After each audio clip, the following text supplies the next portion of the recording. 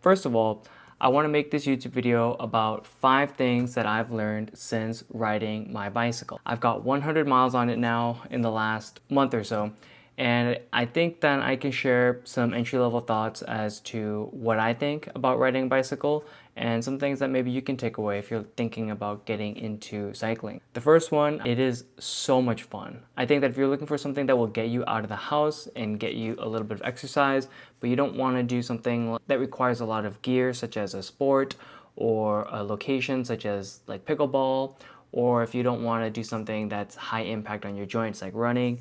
So there are obviously different exercises and activities that are going to be suitable for other people, depending on what kind of criteria they're looking for. But I would say if you're looking for something super easy to get into and get you out of the house and kind of see what your city has to offer, cycling is a super great thing to pick up and get going right away. Lots of other people do it, and you will be able to find friends and community that can help you along the way. Second thing that I learned is going to be that single speed bikes are probably not what you want to get if you're a beginner. And in the same vein as that, fixed gear bikes. So that's actually the hardest thing. I would say the hardest lesson that I learned is I thought that I would ride a fixed gear bike, and as soon as I got my bike, I realized within 5 minutes that it really just wasn't for me. I think it's a little bit too frightening having no brakes, and even if you do have brakes installed on your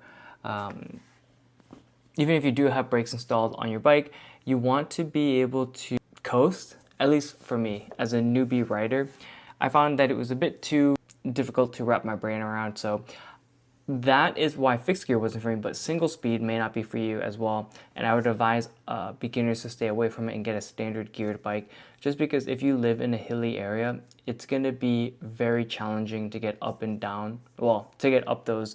And it may make riding a bit less approachable for you, and that's kind of the opposite of what you want early on. So be careful of getting a single speed or fixed gear bike at your first bike. The third thing that I learned is that it is a lot harder than it looks. For me, I set a goal for myself 1,000 miles by the end of the year, and on my single speed bike, that's actually proving to be quite difficult. I can do maybe about 5 miles or so before I get pretty tired, but again, I do live in a really hilly area, but that doesn't take away from how enjoyable those miles are and how fun and how often I want to get on my bike and just ride. So I would say it's easy to pick up, but you'll be surprised by how much of an effort it is to actually ride the bike around. The fourth thing is going to be maintenance. And the thing with the bike maintenance is actually it is very easy. You just have to make sure that you have a multi-tool and you have spare tubes, patch kit. That's pretty much it. I mean, a lot of the things that you're going to need to do, you can actually do on your own, and anything more difficult, such as like changing out parts and whatnot, or making adjustments to your derailleur or shifter, that's something that you can take to your local bike shop, and they'll be able to help you out with that. But otherwise, it really is not that difficult to maintain. I think a lot of people compare it to maybe like owning a car.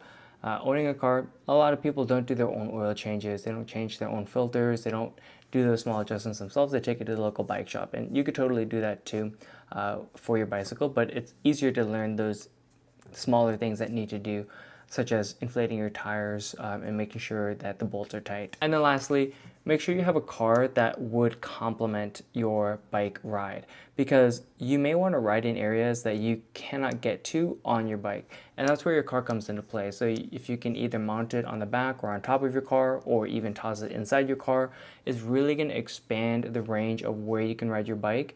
And a lot of times if you're riding for pleasure, you want to see some beautiful scenic routes, you can just toss it into your car and go on a nice trail that maybe is a 10-minute car ride away from where you live, but to get there on your bike would maybe be an hour. So it really helps open up the possibilities for where you can cycle, and I totally recommend that you have a car that is suitable for that. I previously did not, and now that I've upgraded my car, it really allows me to pedal and see a lot more different trails than I was able to before. And those are going to be the 5 things that I learned by riding my bike for 100 miles. If you have any questions, let me know. I think it's one of the best things that I picked up in 2026. I highly recommend that you guys give it a try too. Thank you so much for watching, and I'll see you next time.